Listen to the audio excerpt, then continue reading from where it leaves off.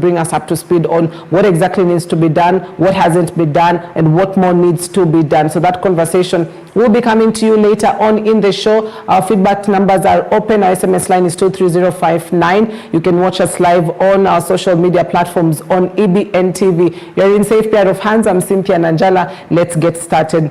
Now, the county government of Nyeri, led by County Governor Mutahi Kahiga, has terminated the employment of a total of 59 doctors out of 62 for defying the governor's directive to end their strike and return to work by the 4th of April. This comes as doctors nationwide continue their strike alongside nurses and clinical officers. On the 3rd of April 2020,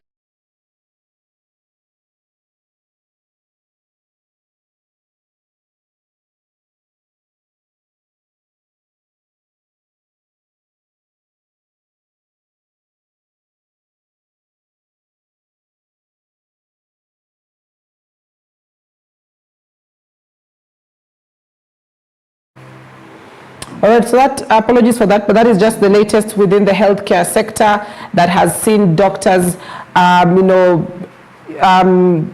exited from office. About 59 doctors out of 62 are following that, defying orders of the county governor of Nyeri, Mutahi Kahiga. And so we'll be keeping tabs with that to see how it develops. Remember, we're looking at a situation where doctors have been on strike. Today will be the 27th day of that particular strike. And we'll be looking to see just how, the governor will respond to that, as well as the doctors. We're looking at medical officers, clinical officers, lab technicians. So those are the medical laboratory technicians, as well as the medical officers, COs and MOs on strike as well. So we'll be keeping tabs with that and see what exactly happens after that explosive statement by President William Ruto on Sunday, where he said, there is no money for doctors and they should, be fulfilled with the particular stipend that was given, even as the doctors continue to call for the implementation of the 2017 collective bargaining agreement.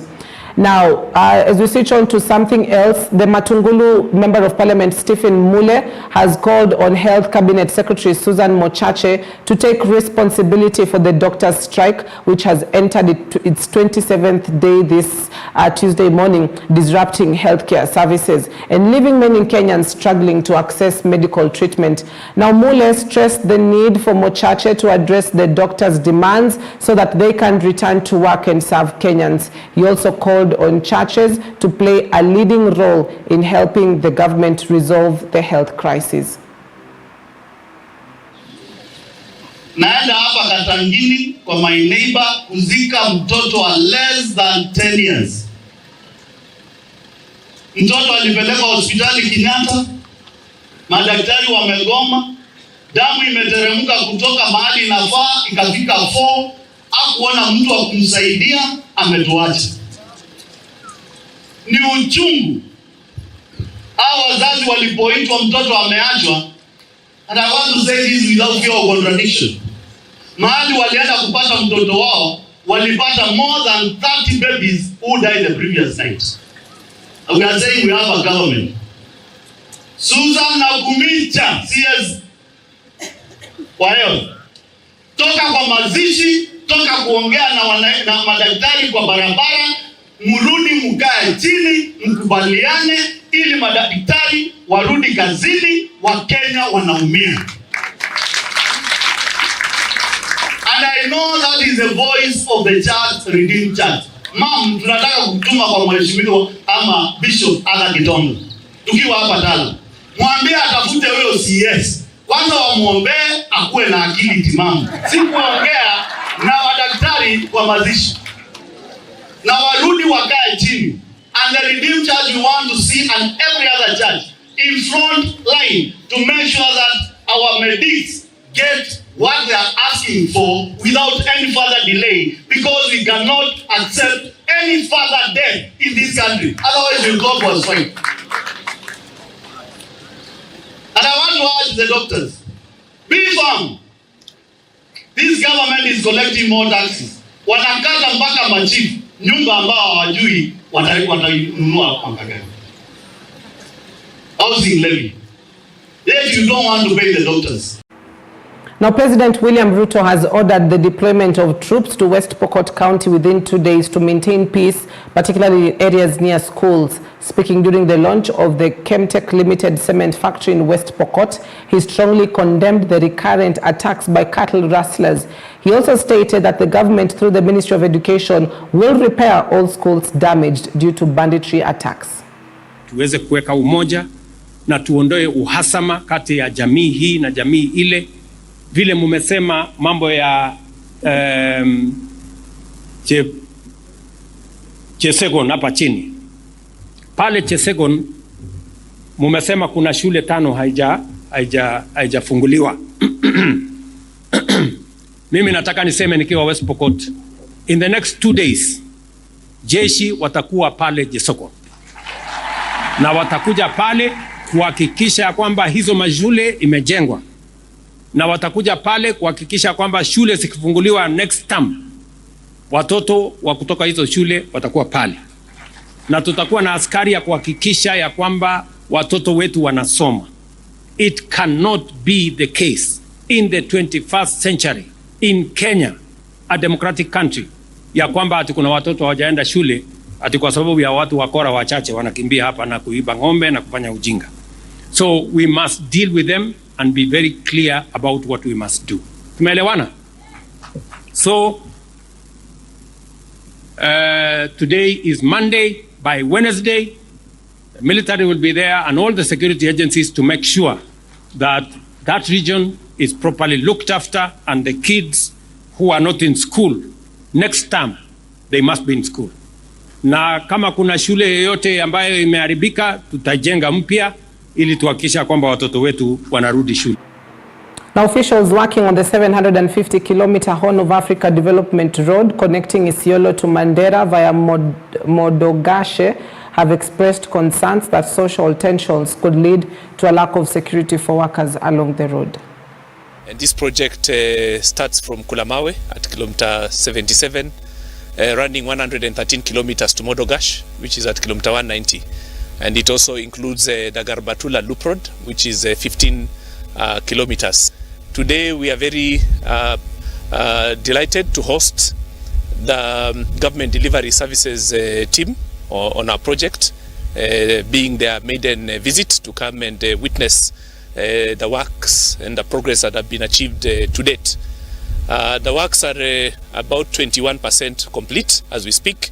We had initial teething problems which we have overcome. The contractor is fully mobilized, and all the equipment required for completion of the project are already in place. And what we are trying to do now is basically optimize on production so that we can be able to deliver the project within the contract period. Currently where we are is Road 2, but this road is part of the Greater Horn of Africa Gateway Project.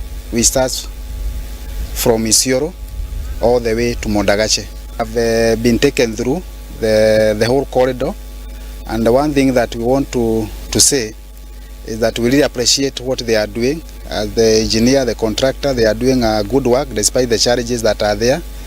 And we as the government, we are going to support them on the issues that they have raised, especially on the issues of land compensation and the conflicts that are there to do with the projects on the various community. Zile challenges ambao tuko nazo kidogo kidogo ni mambo ya vijana ambao wako na silaha haramu. Vile mjuavyo, hii ndio barabara ya kwanza kupita kwa eneo hili.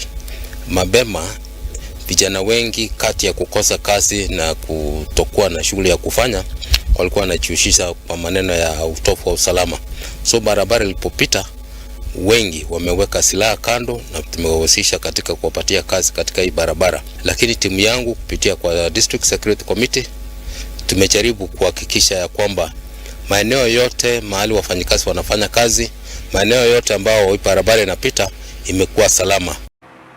Now, President William Ruto has warned that the government will crack down on fraudsters attempting to disrupt food production in the country and jeopardize food security by selling counterfeit fertilizer.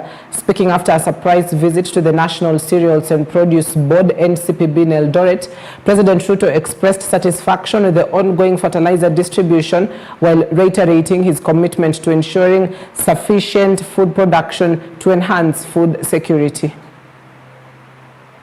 tumepanga vizuri.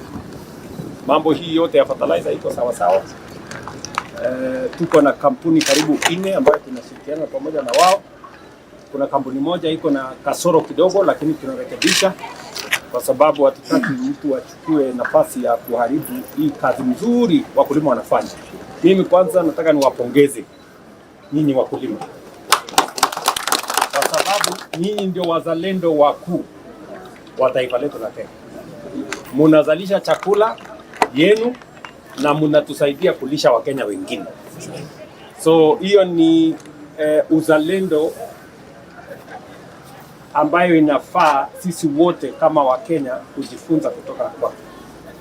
Na mimi nataka niwashukuru Wakenya. Wakenya wengi sasa wamerudi mashambani, wanalima na wanapanda na wanazalisha, na hiyo ndio maneno ambayo tunataka. Ndio, hakuna njia ya kufukuza njaa.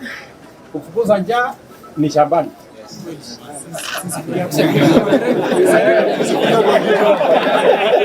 Maandamano yote kufukuza njaa.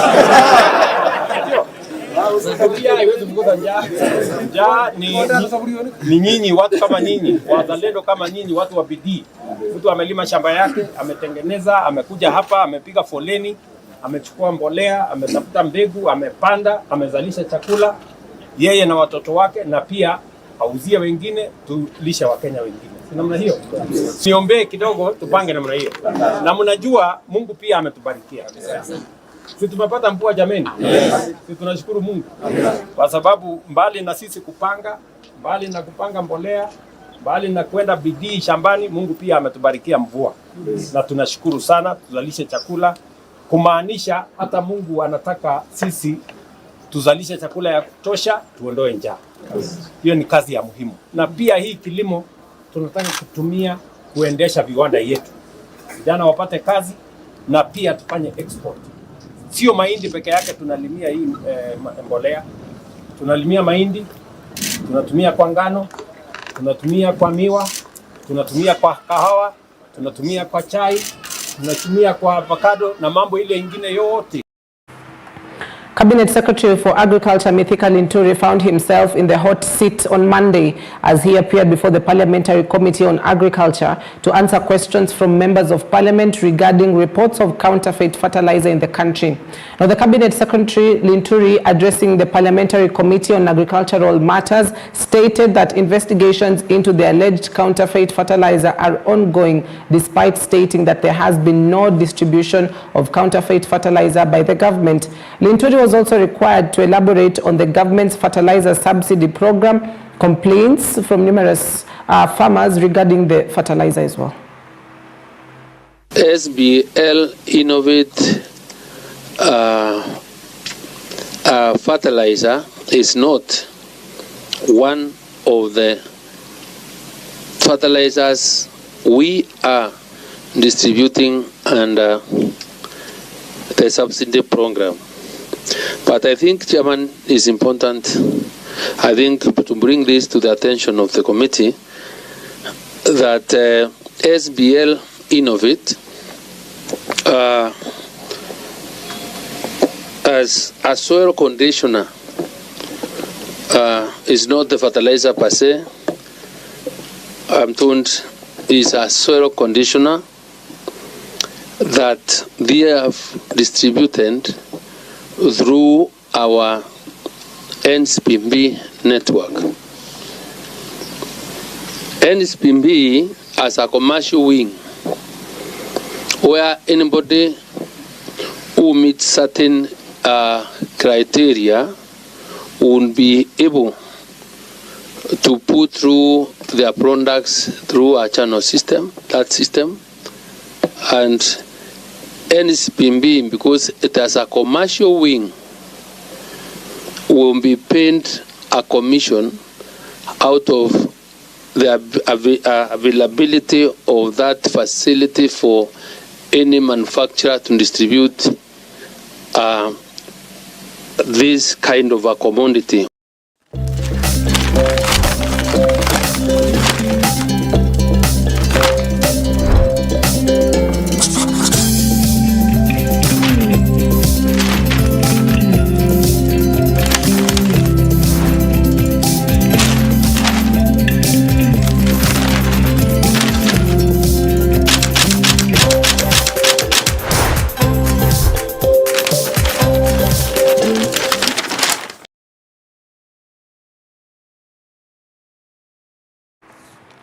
All right, so let's take a look at the newspapers. We'll kick it off from that point of the CS Linturi, and that is the headline that has made it to the Standard newspaper. Tough questions as Linturi claims fertilizer is good. Tough questions as Linturi claims fertilizer is good. Now, a different take. Agriculture Cabinet Secretary Mithika Linturi has for the umpteenth time said there is no fake fertilizer in the country. However, he admits that just 3,000 bags were found unsuitable for use, and farmers tell a different story. So that is a story that is on page 4 and 5 of the Standard newspaper this morning, that speaks on the tough questions. Actually, it is page 6 and 7 and not 4 and 5. Page 6 and 7 of the Standard newspaper. Government ping pong on fake fertilizer as MP's probe case. Now, the CS appeared before the Agricultural Committee, as I had stated earlier, to answer to questions on fake fertilizer. Now, we've been listening into cases from various parts of the country of farmers who've been sold this fake fertilizer, and there is more as well. Media group, that is the Africa Uncensored, that is led by the investigative journalist John Allan Namu, also did an investigative piece that revealed the fake fertilizer. So you're not being sold fertilizer, you're actually being sold sand. And so that has been something that has really been in the picture. And we've also seen the journalist himself as well appear before the committee and answer these questions, give the directives, as well as, you know, some of the concerns by farmers that had been raised. So it's a question of who dropped the ball in terms of who should take responsibility and accountability for this particular fertilizer. Now, barely days after the Kenya Bureau of Standards suspended 8 employees over the issuance of certification and marks of quality to 2 companies linked to the substandard fertilizer and Chaos Chemicals company's license have been suspended. The CS is sticking to his guns that there is no fake fertilizer. Now, many farmers across the country have, however, narrated a different story. Whatever they were supplied with was not fertilizer. Now, Linturi denied the existence of the fertilizer that is fake, saying that there has been reported cases of 3,000 bags of substandard fertilizers in the market, and that the ministry was ready to compensate all the affected farmers. He also went further on to tell the National Assembly Agriculture Committee that what was distributed was soil conditioner and that government had no hand in the supply. So who will take responsibility for this fertilizer subsidy, from the distributors all the way to the persons that issue licenses? And we've seen, you know, action that has been taken to some of those that have issued licenses, but it also sort of a chain. Who was issued the licenses? Who you know, took those licenses? Who distributed the fertilizer? Who marketed those particular fertilizers to ensure that farmers actually went and took the fertilizer? So there's a whole line of chain of those persons that should be responsible and accountable. But I can assure you, Linturi says he's not the man that is responsible for the fake fertilizer, and says, you know, there's no fake fertilizer within the market. So Ruto at the same time has also warned fake fertilizer dealers to be charged in court, and the president says the fraudsters are out to undermine food production. He has promised that starting July, farmers will be paid promptly. So that is the headline on the Standard. Now, something else that has made it to top of the pages: school layoffs loom in secondary changes. School layoffs loom in secondary changes. A major overhaul is on the horizon for the over 10,000 secondary schools in the country. The changes could lead to significant staff layoffs and funding cuts as the government implements the competency-based curriculum. Now, remember, the last batch or the last cohort of the CBC curriculum are those that are currently in Form 1. So when they get to Form 4 in 2027, what we'll be having now is those that are in grade 8 who are supposed to go to grade 9 to 10 all the way to about 12 before now they can be domiciled in the secondary schools in the country. Initially, CBC was set to be domiciled in secondary schools, but there was a change of plan, and now they are domiciled in primary schools. So if you walk into a primary school at the moment, you will find that those that were in grade 7 who are supposed to transition to Form 1 all the way to Form 6 have actually now proceeded just to grade 8 in those particular primary schools. But now the high schools, come 2027, will see a phase out of the 844 system. And so it's a question of what next. How will they ensure that, you know, we still have teachers in place that can actually teach the CBC curriculum. We also have facilities that can go hand in hand or complement the CBC curriculum, which is more of a practical and skilled approach to education rather than just a matter of the grades that you score. So school layoffs loom in secondary school changes. Also, star DJ Empowerment turns witness in murder case. The star DJ Joe Empowerment, that's his, you know, stage name, turns witness in state witness in murder case.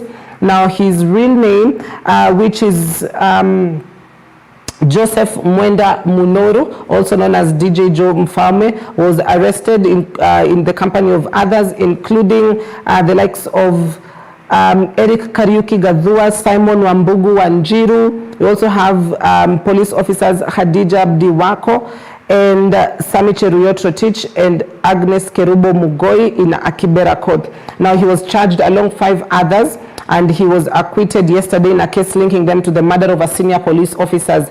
Now, the 6 will now be state witnesses, while Alan Ochieng, who they had initially been jointly charged with, will face charges of killing Dagoretti Sub-County Criminal Investigations Officer Felix Kellyan Kintosi.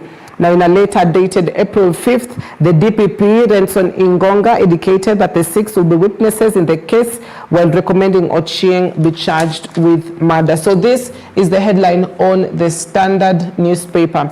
Now, let's switch it to the Daily Nation, that is a bit political this morning, that speaks on Musalia to fold ANC in grand UDA plan. Musalia Mudavadi to fold ANC in grand UDA plan. Now, President William Ruto says UDA party leader is keen to see all Kenya Kwanza affiliate parties to fold into one.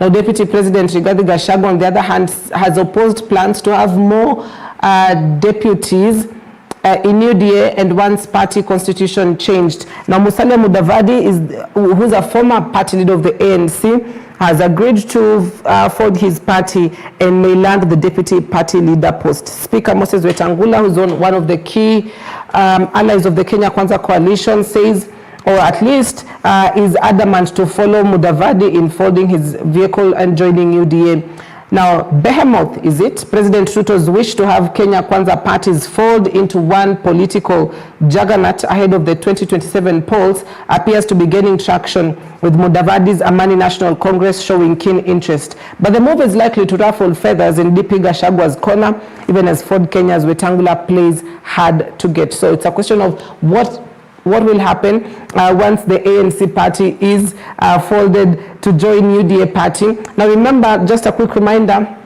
the ruling coalition is the Kenya Kwanza Alliance, but the ruling party is the UDA party, because the party leader is President William Ruto, while the deputy party leader is Deputy President Rigathi Gachagua. Now, the Kenya Kwanza Alliance is a coalition or an alliance of various parties, which included UDA party, included ANC party, included Ford Kenya party. And so what the President William Ruto is hoping is that come 2027, they will be heading to the ballot as a party, not an alliance. And so that is something we'll be keeping tabs on. Now, patients' agony as medics takes to streets. Patients' agony as medics take to streets. That continues as the strike enters day 27 today, and clinical officers, medical laboratories, technicians are all on strike. And so that is the headline on the Daily Nation, Musalia to fold ANC in grand UDA plan. And now to the Star newspaper, what you're seeing on this screen right here. Riddle of billions idling in counties' bank accounts. Riddle of billions idling in counties' bank accounts. There's a lot of stalled projects and complaints of underfunding paralysis. Accounting mess. Now, most have accumulated massive pending bills. Now, pending bills is not only an issue for the county governments, but also an issue for the national government. So there's a lot of stalled projects and complaints of underfunding paralysis. Now, on audit reveals mystery of unexplained billions in counties' bank accounts. And this has perhaps been the case too often of what we've seen in the county governments or the devolved units, where the reports by Auditor General Nancy Gathungu have revealed that many devolved units are holding huge amounts of cash in their accounts at the Central Bank of Kenya and at the commercial banks. But as the counties hold wads of cash, most of them have accumulated massive pending bills, more than 156 billion shillings in pending bills. It's not just about what it's about the wage bill, or what they owe the workers within the counties, but also about contractors. Various projects, a contract is given to somebody, or a tender is given to a company or an individual, but they're yet to be paid by the county government. So all this for all 47 counties is at 156 billion Kenyan shillings, almost half of the cumulative budget of the counties. And so the audit reports on the county revenue funds for county governments for the financial year ended June 30th, 2023 was tabled in the Senate. Now, for instance, in Wajir, the report says 1 billion shillings was in its revenue account at the Central Bank of Kenya, which it could not explain. So key questions and riddles of billions idling in county bank accounts. Now, also tough new rules for school buses to curb road carnage. Tough new rules for school buses to curb road carnage. What we've seen is an immense increase in the road accidents in Kenya. And also, unfortunately, some of the schools have been affected. Speak about Chavakali Boys High School, speak about Kapsabet High School, speak about Kenyatta University, and many more universities and schools that perhaps cases have gone unnoticed, but there have been a rise in road accidents. So tough new rules for school buses to curb road carnage, and transporters of school children must soon obey the new regulations to reduce the deaths. And the regulations were printed out by the National Transport and Safety Authority, NTSA, that are expected to curb carnage. Now, the authority has come under scrutiny following the recent spate of road accidents, one of them involving the death of 11 KU students in Voi on March 23rd.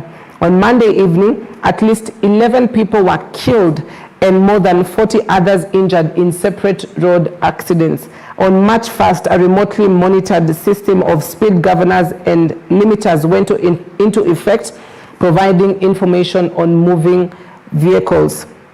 Now, just to give you the tally, in 2024, for instance, is that April 1st, which is about 8 days ago, total pedestrians that have been killed along the roads is at 436.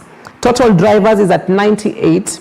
Total passengers is at 255, pillion passengers at 102, pedal cyclists at 22, and motorists or motorcyclists at 276. So the total number of people that have died is at 1st April 2024 is 1,189 due to road accidents. Now, those are the lives of a lot of people, which has perhaps called for those particular new rules that have been put up in place. So those are your headlines. The Star, riddle of billions idling in counties' bank accounts. The Daily Nation speaks on Musalia to fold ANC in Grand UDA plan, while the Standard speaks of tough questions as Linturi claims fertilizer is good. Those are stories making headlines on the local dailies.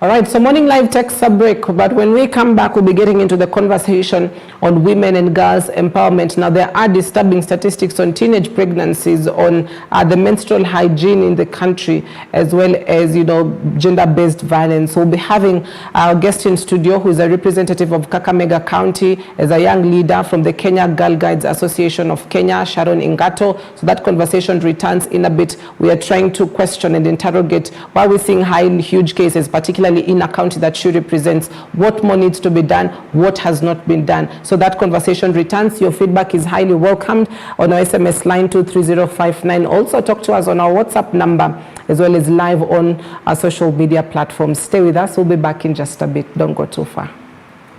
We're talking less about STI and HIV infections. We're talking less about menstrual hygiene, or at least more about menstrual hygiene and less about sexual and gender-based violences. So that is the conversation this morning, which you can be part of. Our SMS line is open. Talk to us across our social media platforms, and we'll be glad to sample your feedback just before we conclude this broadcast. However, let me introduce my guest in studio this morning. I'm joined by Sharon Ingato, who's a young leader from the Kenya Girl Guides Association, as well as the representative from Kakamega County. Good morning, and thank you for your wonderful company. Thank you so much. Yeah. Good morning. Right. I'm so happy to be here. Yes. Like you said, I'm Sharon Ingato. I'm from Kakamega County. I volunteer with Kenya Girl Guides Association. Mm-hmm. Yeah. And Kenya Girl Guides Association is just a movement for girls and young women that ensures that girls and young women are empowered and awakens their potential to ensure that they reach their goals and dreams. Yes. Right, and I'd love to know, at what point did you start, or at least what led you to start this kind of initiative, or to join this kind of initiative? Because as I've said, women and girls make up the largest population compared to men across the Republic of Kenya, and they similarly go through a lot of challenges, but each of them have got their own unique, ways and features. So what really led you to joining this kind of initiative? What was the gap that you saw somewhere? All right, so I've been a girl guide since when I was 9. Yes. But after Form 4, I didn't know girl guiding is continuous, maybe even after school. Yeah. So I was just there. But when I realized that there is girl guiding even after high school, I decided to join. Then when I joined, I found myself I'm so passionate because of what they were doing. And I feel when you empower one lady, it's like you have just empowered the whole nation. Yeah. So I just got empowered and passionate about girls and young women, and that's why I joined. And I feel like we have a lot to do, and through this maybe I can help or change or bless someone. Yes. Yeah. Now I'd love us to kick it off, because the group does a lot of projects, speaks Yes. on a lot of issues. Yes. And I'd love us to perhaps do some of those issues, and we'll kick it off with the teenage pregnancies. Yes. You're a representative of a county that has been on the map or on the headlines, recording huge number of teenage pregnancies. Yes. And we've even seen the First Lady of the county of Kakamega as well has tried to take up this initiative, has gone to schools trying to educate and do that civil education for learners. How is it so that Kakamega has got these high figures within all 47 counties? Okay, I feel like there's some things that are not being done. We have to introduce sexual education in schools. And when I say sexual education, I don't mean necessarily sex, but I feel like our girls need to know more about their bodies, about their feelings, about their emotions, so that, when you are aware of all those things, and health likewise, because when a girl is educated on sexual matters, they are very aware of what might happen in prior or before they do something, they are aware of the effects.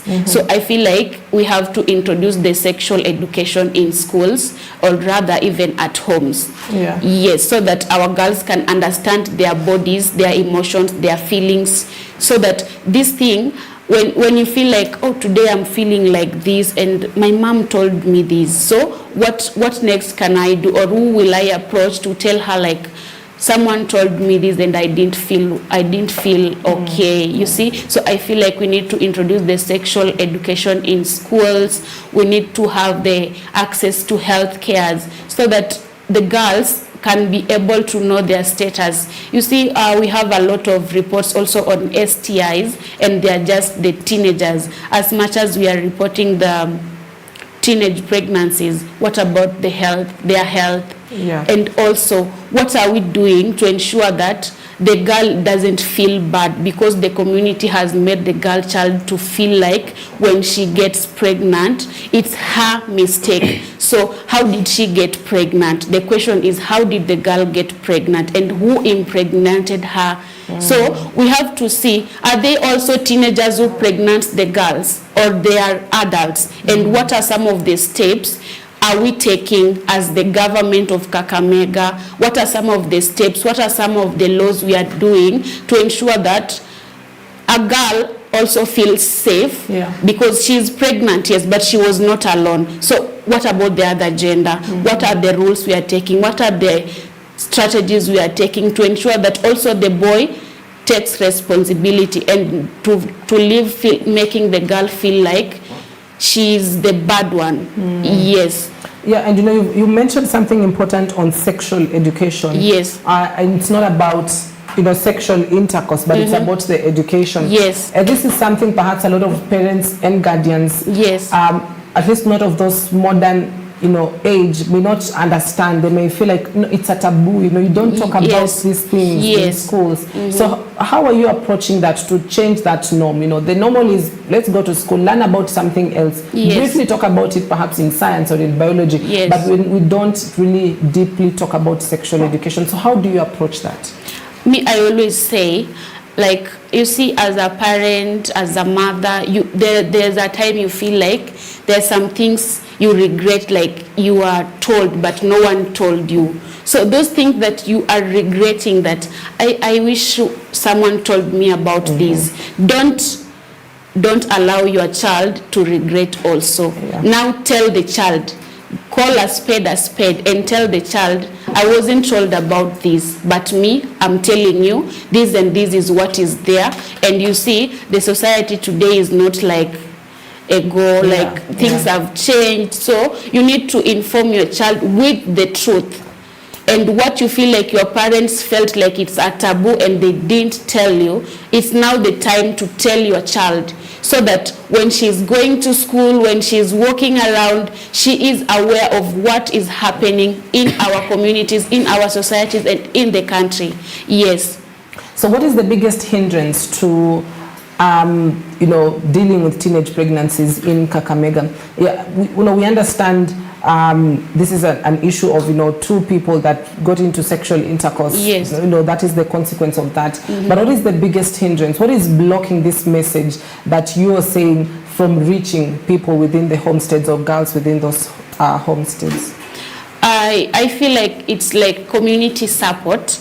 We don't have the community support. So when I say like community support, I talk about the parents, the teachers, our community mobilizers. So you see, like a parent, when your girl comes home with something, maybe let's say a phone, and you didn't give her money to buy the phone, but you're not questioning her to know where did she get the money to buy the phone, where did she get the phone. You're just leaving her to hang around with the phone. You see, the support from the family is not there. And also, as much as the teachers are trying, when the kids close the schools and they are going home, so what are the parents doing now at home to ensure that the girls are not going back to schools with when they are pregnant? So you cannot just leave the burden of your child to a teacher, and you as a parent, you are doing nothing. As much as the kids are getting some tips in schools, also let's ensure that in our families, in our homes, we are giving them the proper education, domestic education, and to ensure that we are blocking all these by questioning your child. If she comes home with something you didn't buy for her, you didn't give her money, try to follow up. Where did she get the money to buy that thing? Where did she find it? Yes. And why do you have it? Why did you just decide like, oh, I want to have a phone? Who do you want to talk to? Who do you want to communicate with? Having a phone is okay, but I have to buy for you. But you cannot just come in my home and you have a phone. You see, I didn't buy for you. I have to question you like, where did you find the money to buy the phone? So when the parents are also strict on their girls, or rather also on boys also, yes, it will help so much to prevent the pregnancies. Yes. And also when you are strict on girls, make sure you are also strict on the boys to make sure that they are also not impregnating the girls. Yes. And you know, as you've said, you know, there's a lot of responsibility on the teacher's shoulder. Yes. Because a larger percentage of kids are in boarding schools. Yes. And so parents will always assume, let them just go to school when you're okay to watch yeah, sure. Or the teachers in school, so that let the teachers now do the hard talk and the tough talks. But parents are not doing that tough talk. Yes, exactly. And so how do you parent a girl child, particularly now like in holidays, you know, they have closed. Yes. How do you parent this child in such a way that you're not too strict, so that they don't feel like they're being suffocated, but also at the same time you're checking that balance of, you know, you're allowed to do this but you're not allowed to do this. You know, we cannot teach everyone how to parent, but what are some of the things that at least should stand out during this holiday season as you parent that girl child? So when the girls are on their holiday, we can have some programs. I feel like we need to have programs, empowerment programs that can be there to mentor and give some training to the girls to keep them busy. And also when they're coming home for holidays, I think they have some like homeworks.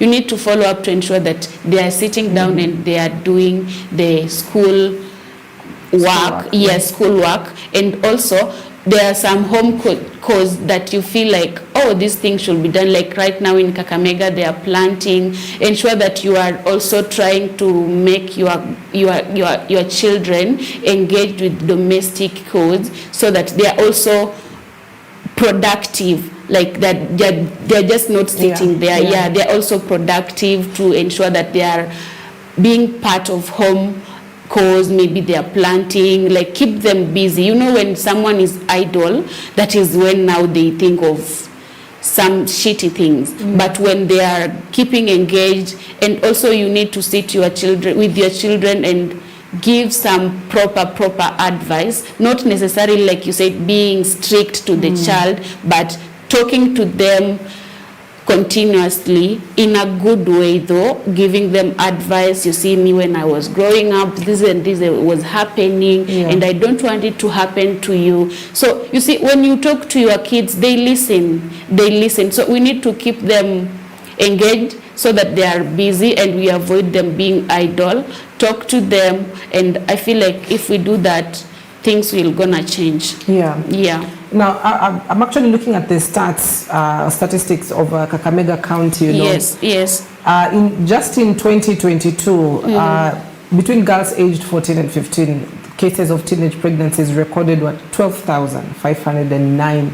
In the previous year, 2021, it was at 14,628. In 2020, we had 14,374 girls impregnated. And in 2019, we had 16,957.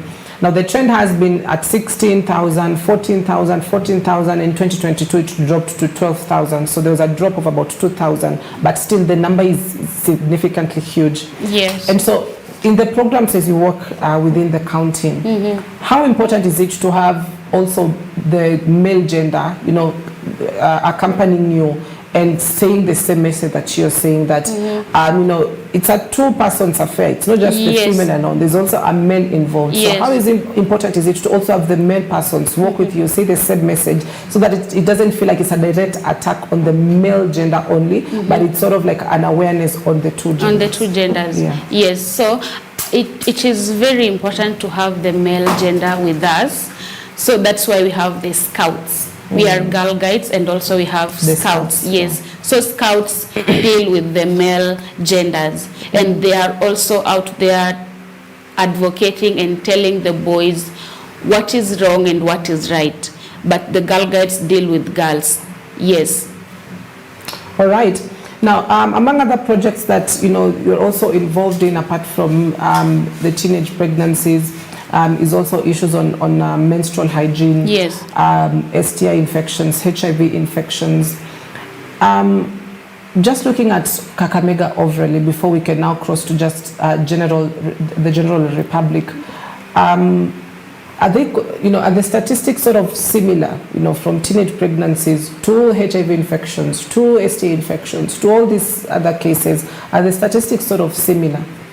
They are kind of similar because the report, I don't know it was which year, was like the teenagers are the ones who have reported a lot of cases on HIV and a lot on STIs. Yeah, so I feel like they are kind of similar. As much as we have teenage pregnancies, we also have a lot of teenagers having infected on HIV and also STIs. Yeah. And when you are doing the trainings and the programs in schools, the girls, when the teachers are not inside the room and you are just having the girls, they do open up and tell you a lot of things. So like I was in one school and there is this girl who was telling me that she is involved in love things and sexual things because of her mother. So I told her, like, your mother, how? And she was like, when I go home in the evening, my mother tells me I bought food yesterday, so you will buy today. So I'm like, where am I going to get the money to buy the food? And my mom is telling me I buy the food. Then she's like, the only option I have is to get someone, give me even if it's 100 bob, so that she can provide. Yes, she can provide. Okay. So I was like, if your mother can tell you this, so even if I preach here talking, and in the evening you're still going, and she will tell you, oh, we don't have food, you need to buy for us food. So that's why I'm saying the parents need to take a lot of responsibility to ensure that you are providing for your child, so that even if she is messing, you have the right to question her. You're like, I give you everything you need. You need to try, even if it's at a low status, but try to give her what she needs, so that when she does something opposite, you are very okay to question her, like, why did you do this and you have this? But now you see, like in the case of that girl, she will be like, I did this because you sent me to look for food. You see? Yeah. Right. And these are cases perhaps cannot be avoided because they keep on happening. Yes. And so it's a question of now, how do we rehabilitate these girls that have, unfortunately have been impregnated at that young age? How are they now rehabilitated back into the society? How are they rehabilitated back into schools? Because, after the 9-month process, some of them have not cleared school. They have to go back to school. So how do you ensure that they have that smooth transition now back to school, back to their peers? How do you ensure that? I normally tell girls, like, getting pregnant at a teenage age is not like the end of life. You also have a lot of things to do, and sometimes it makes you even more stronger. Like, there are things you face when you're pregnant. Now they are changing your mind, they are changing your perspective.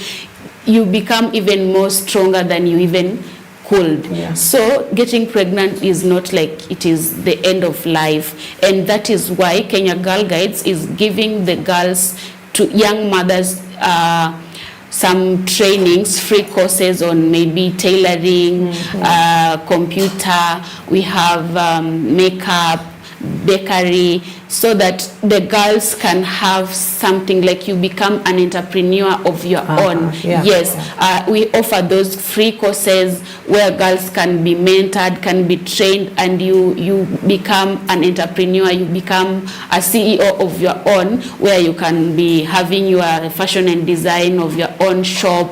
Maybe you are a makeup artist, you are a baker. That is what we do to those girls, to ensure that they don't feel like they are left out. Yes. All right. So away from the teenage pregnancies, which I believe we've really tried to cover on, yes. as you said, the Girl Guides Association, you know, is engaged in so many programs, you know, including menstrual hygiene management, talk about leadership, entrepreneurship, you know, plastic tide turners, action on body confidence, Yes. free being me, tree planting, and many more. And so I'd love us to now talk about the violence, because earlier this year as we started the year, in about January, we saw a lot of femicide cases, Yes. you know, that cropped up. And it really went so much controversial, because we now started having conversations, you know, you'd see online on people talk, you know, victim blaming and saying, you know, why did she do this? You know, Yes. why would you do this? Yes. And so the violence really that is being meted and continues to be meted, because there are cases that have not really been, you know, spoken out and not in the media spaces. As an association, when you look at this trend, you know, it's worrying. And what do you envision as the future if you look at the trend? All right, so Kenya Girl Guides do offer trainings on stop the violence, and we do go to schools to make sure that we are training as many girls as possible so that they know their worth. Yes, and we are trying to achieve gender equality, not just in the country but in the world, because girl guiding is a movement that is worldwide, it's not just in Kenya. So when you tell a girl to speak out and speak up for herself, at least she will know if this and this is done to me, if Cynthia does this to me, so I don't need to keep quiet. I have to speak it out. I have to tell people. I have to raise my voice. And that is what we are trying to do, to ensure that girls and young women are able to speak up and speak out, raise their voices against things that they feel uncomfortable with. Yes, and we do the trainings in schools, in the communities. We advocate in TVs, and also we do the advocacy campaigns with the girls, maybe on roads, so that people can know we are girls, but that doesn't mean that we are supposed to be aside. We are supposed to lead. We are supposed to do whatever thing that the other men, the men are doing. Yes. So we train the girls to speak out, to raise their voices, and tell people, like, if you are not feeling okay, you need to speak up also for your mental health. Yes, it's good for your mental health, so that when you're not feeling okay, you speak up for yourself. Yes, and also you speak for others. You see, when I am speaking here, I'm speaking for others. So it's good to speak for yourself and also speak for others. Yeah. How has been the reception in schools, particularly with this kind of issue on stopping the violence? Because, you know, we've got mixed schools, so you have to go and speak as well. So how has been the reception, especially on this kind of issue? In schools, the cases we've had most is assault. Assault is probably when someone is touching your private parts. Like you see in the mixed schools, the girls were like, you know, I'm just standing there and someone just comes and spanks me. I'm doing this and someone just touched my breast. You see, so for them, they were like, maybe it's bad, but they didn't feel like it's that deep bad. Yeah, they were like, why is he even touching me? Why is he even doing this? So after getting the training, now they feel like, oh, so it is that deep, like it's very, very bad. And also they are like, when you are reporting the matter to the teachers, they don't also take it like that serious. They will be like, they only touched your breast, so what is the problem? Did they take the breast? So you are like, next time I'm not reporting. But after getting now the information, now getting the deep stop the violence, under sexual abuse, we have assault, we have rape, we have sodomy. So all those fall under sexual abuse on stop the violence. So in schools, most of the cases we have is assault. Yes, and defilement. Defilement now is when a child now is raped by an adult. So we call it defilement, because you have defiled the girl, you have destroyed maybe her body parts. Yes, but most cases is assault. Right. And you know, you've said something important on civic education for the girls to actually understand what, you know, amounts to violence. You know, because there are things that may happen that they must think nah, It's normal. it's nothing, Yes. yeah, it's normal. But it all falls down to civic education. So from the cases that you've encountered, or at least from places that you have been, is there enough civic education on both even women as well, adults, on what they understand amounts to violence? What is violence to them? Do they understand anything about that? I feel like it's a very little percentage that understand violence, and others they don't, because even in our communities you will see like a lot of women feel like being beaten by your husband is something normal, like it's like disciplining you. So if you try to tell them this is wrong, they feel like no, it's okay. So now trying to make them feel like, oh, so when he tried to beat me, that was wrong. It will also, I feel it will take time. Yeah. It will take time, but we are trying to ensure that women are also valued, and women acquire gender equality just like any other person, because they have all the rights to do that. Yes. All right. Now, if you could also, speak on other projects as well that you also deal on menstrual hygiene management, which is very important, because about, was it February or March, we had the menstrual hygiene conversations around the country as well. And, they go hand in hand with, when you're talking about teenage pregnancies, Yes. it goes hand in hand when you're talking about, the violence and just understanding the body as well and how it works. And so we have a problem with sanitary towels in the country. They're expensive and people may not acknowledge it. Yes. But, you walk into a shop, you get it at 70 shillings. Somebody thinks it's very affordable, but it's not. Yes, and we've got a problem with that in the country. And so what more needs to be done? Because I believe this kind of sector largely falls on the government side, for them, Yes. providing free sanitary towels. Yes. So how much of a challenge is sanitary towels? Shortage, that is. It's not, it's too much. Yeah. And as much as the government provides sanitary towels, they are not enough. You see, like they provide in schools, but they are not enough. And through that, as Kenya Girl Guides, we've come up with a project on menstrual hygiene management where we train the girls on how to make reusable pads. So we have trainings where we train the girls to make reusable pads, and reusable pads are actually pads that you can use and use and use and use for the longest time. Yeah. So we have those trainings. We go to schools, we train girls to make reusable pads on their own, because reusable pads is made using the available resources that can be found even at home. So as long as the girl have the knowledge on how she can make the pad, that is our goal. So we give them the materials, we train them on how to make the pads, and now through that I feel like we are trying to break the period poverty. Period poverty. And period, and period shaming. And period shame. Yes. We train them how to make the reusable pads, and when you have a reusable pad, it is easy, because you will not be having that stress of, oh, where am I going to get the sanitary? Yes, because you have yours already. Right, and actually this is where we should have started from, on just understanding what menstrual hygiene is. Yes. Somebody is listening and wanting to know, what is menstrual hygiene? Is it just about the sanitary towels, or is there more to menstrual hygiene?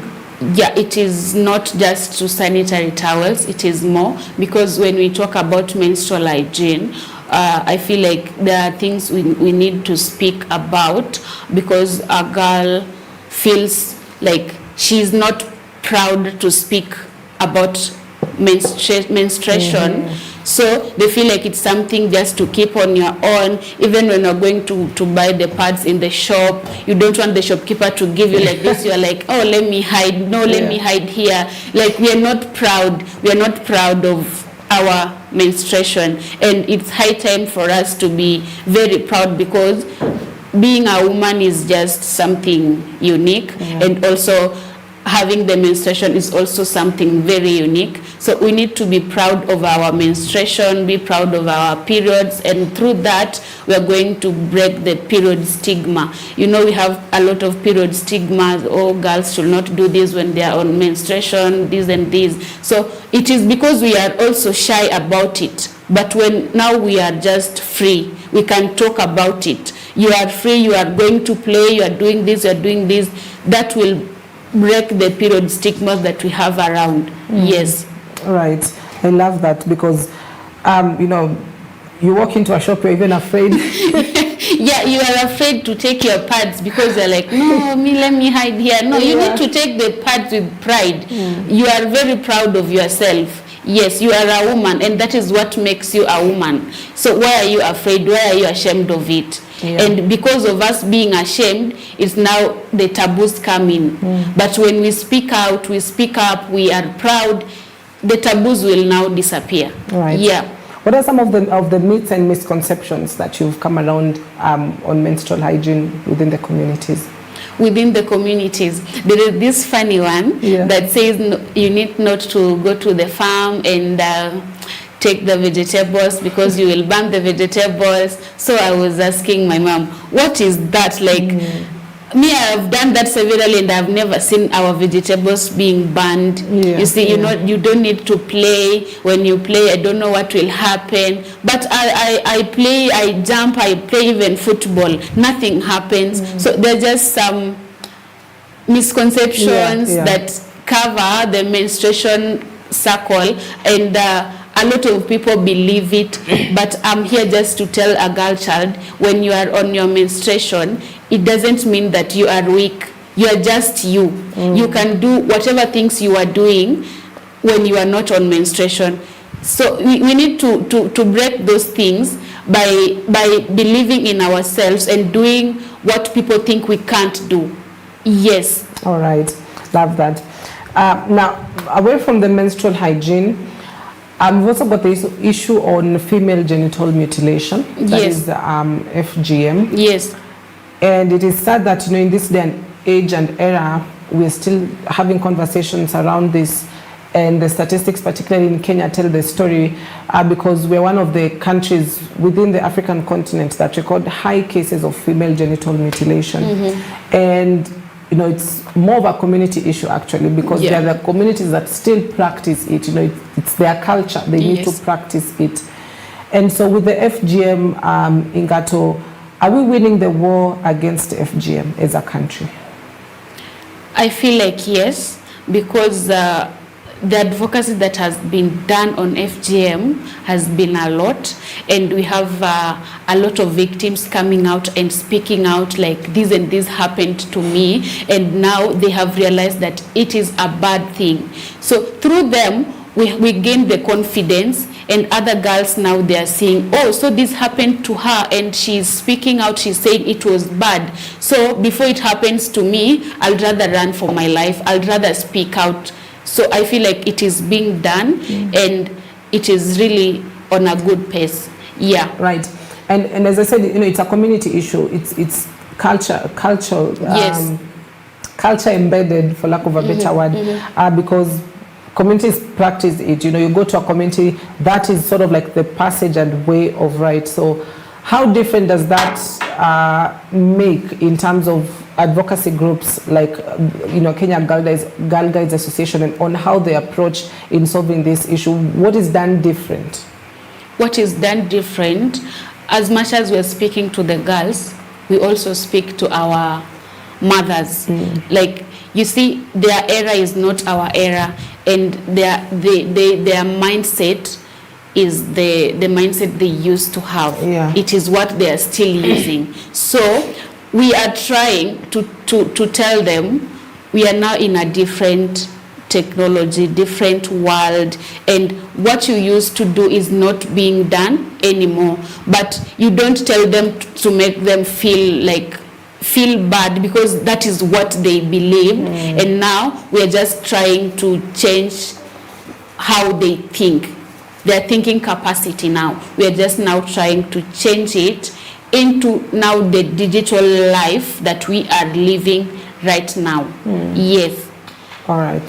Now, I'd love to speak on that word empowerment, because many people may not understand what to be empowered means, or what empowerment means, or how does a woman or a girl child that has been empowered look like. So perhaps we can start by defining what is empowerment. You know, what is it? What does an empowered person do? An empowered person, according to me, I feel like is a person who can take the lead on her own. Like when you are empowered, you can take charge of your life.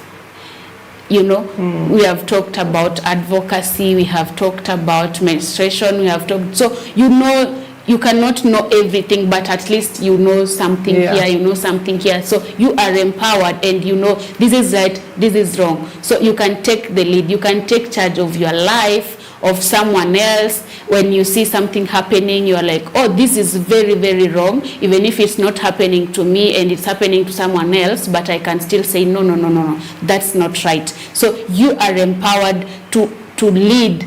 You see, we also need women in leadership. So when you're not empowered, you cannot lead. We also need youth in the civic programs, like when we have the president is attending something, what percentage of youth is there to ensure that they are raising their voices, they are speaking out on matters they care about, they are talking on some issues that are affecting them. What percentage of youth? So the empowered youths will be there to say, no, President, we need a job. President, we need this and this to be done. President, we are facing this. You see? So that is what empowered people do. They fight for themselves, they speak out, they speak for others, and they take the lead. Does, you know, a girl child or a woman that has been empowered have to wait for somebody else to come empower them, or is it something that, you know, they can do by themselves through, you know, various platforms, education online, even education in schools? I feel like, you know, we have different steps in maybe even in schools. The kids are not the same. There is the sharp one and there is the other one who is the slow one. So the sharp one will take the lead even on her own. They will be like, no, I need to read this, I need to do this, I need to do this. And the other one, they can have the knowledge, yes, but they also need just Cynthia to come and tell them, you know this thing is serious. You know, you need to do this, you need to do this. Yes, not that they don't have the knowledge, but they feel like, no, I need someone to emphasize on this.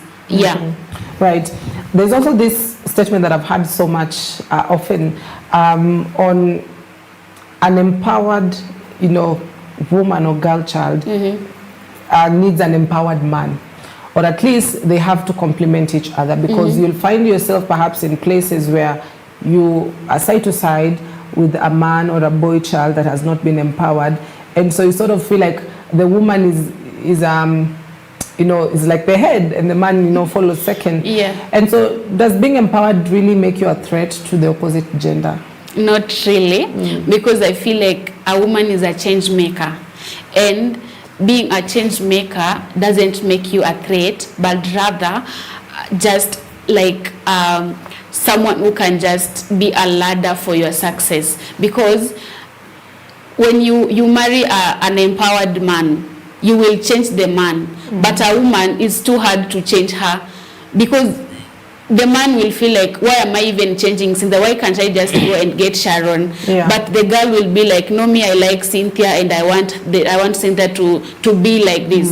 So every time I want to iron Cynthia's shirt because he don't like wearing an ironed shirt, so I will iron for him. So through that, I'm changing Cynthia because I'm a lady and I want Cynthia to look like this. But a man will rather just be like, no, no, no, let me just look for another option that has this that this one doesn't have. So marrying or getting an empowered woman is not like a threat, but I feel like it's just a change maker, a ladder that will make you be to places that you have not been, because an empowered woman is just like an empowered nation. Yes. All right. So Sharon, I'll give you a chance to wrap it up, but there's two questions that have come in that I'd love you to address. We've got Benjamin Andanje who says, following the conversation outcast of Kakamega County, my question is, Where do we get the justice after cases have been reported and no action taken? That is on teenage pregnancies. So where do we get the justice after cases of teenage pregnancies have been reported but no action has been taken? You know, justice now is the government thing. As much as we can fight on the ground and fight and fight and fight. There is nothing we can do to ensure that justice is done. But we try to do a lot of advocacy campaigns. We can strike, we can do this, we can do this. But now it is on their decision to decide whether they are doing the justice or not. But as girls and young women, we do a lot. You have seen a lot of campaigns on femicide and femicide, and a lot of things have been done, but now the justice now remains above. So as much as we have campaigned, we have done this, we have done that, if justice is to be done, is to be done. If it's not, then All right. I also have the question on how do we handle the power of bribe in cases of girl child? How do we handle the power of bribe in cases of girl child? I believe this aligns to, you know, you've reported a case against a particular individual, but they bribe their way through. Yes. Yeah. Like you have reported, then they go bribe. Oh, okay. Yeah. Cynthia, I don't know what to say because on matters on government, I really don't know what to say because I don't know. Right. Yeah. So what you do is basically advocating and doing the civic education. Yes. You cannot prosecute, you cannot arrest. Yes. Yeah. Yes. Right. So I got that straight. So I hope they've been able to be answered. So Ingato, as we wrap this conversation up, you know, the Girl Guide Association is basically playing its part. Yes. In most of the projects that they work on. Yes. Or even all projects that they work on. Yes. What more do you feel needs to be done from your end as we wrap this conversation on women and girls empowerment? You know, Kenya Girl Guides has a lot of programs, and there is one that I haven't mentioned. Right. It's called Youth Exchange South to South. Yes, in short, like YESS. Youth Exchange South to South is an international program that Kenya Girl Guides is involved in with other 13 countries. So they send their girls outside there to advocate in other countries, and also we have other girls coming in to advocate in our countries. So you tell the girls your issues. You see, when someone hears things from another person, they tend to take action rather than just listening to Sharon that they see every day. Like for me, I was sent in Nepal, that is in Asia, last year for a period of 6 months, and the thing we were tackling in Nepal, it was girls can do science, technology, engineering, and mathematics. So that is what we were tackling in Nepal to ensure that girls don't feel like those are men courses, those are men jobs. So, and we really tried, we were petitioning, doing everything to ensure that the government also helps us to ensure that the girl child is also a doctor, the girl child is also a pilot. It's not like it's just for men's. And also the girls who are in Kenya, they were also given something they were tackling. And that is something that Kenya Girl Guides is doing. And I feel like it needs to be done even more and more. And the girls who are in Kenya right now, they be sent to Kakamega to talk there, so that the girls in Kakamega, they are used to seeing me all the time. And now they'll be seeing new faces, and also the faces are not even in Kenya. We have one from Ghana, Zambia, Burundi, Nepal, so and Malawi. So when they hear like, oh, I'm this and so from Malawi, they'll be like, oh, so when I'm doing this, I can also go to Malawi one day. And you see, that will motivate them to feel like, no, I need to be serious, I need to study, I need to do this, and maybe one day I'll go places. Right. So Sharon, is there anything you'd love to add before you wrap it up? I just want to tell the girls, like, you mean a lot to the society, and you mean a lot to yourself, and we are the future leaders, that no one should get you down. As much as you are going through ups and downs, just focus, stay on the way, and we are going to conquer. Right. Yeah. How will they reach you if they'd love to get in touch with you? My social media handle is Sharon Ingato on everything, social, on Facebook, Instagram, and Twitter. Right. Yeah. All right. So thank you very much, Sharon Ingato, a young leader from the Kenya Girl Guides Association. She's also the Kakamega County representative. We've been able to speak on various issues that do affect women and girls and the empowerment that really needs to be done. We've had a conversation around teenage pregnancies. We've had a conversation on the menstrual hygiene management, on stopping the violence. Under violence, we've got issues like sexual gender-based violence, you've got femicide, you've got defilement, you've got rape as well. And so we just hope that we've been able to, make it all round for you in such a way that you're able to relate and it's as local as possible in a context that you can be able to relate. So in case you've missed this particular broadcast, you can rewatch us across our social media platforms, rewatch this on Facebook and on YouTube on EBN TV. Keep talking to us on our SMS line as well as on our social media platforms. The hashtag on X is Morning Live at TV EBN. You can also tag me at It's Nanjala. So I wrap it up at that point. However, coming up at the top of the hour is Your Faith Today with Reverend Felix Kavoy. So stay tuned, keep watching EBN TV because we are transforming your world.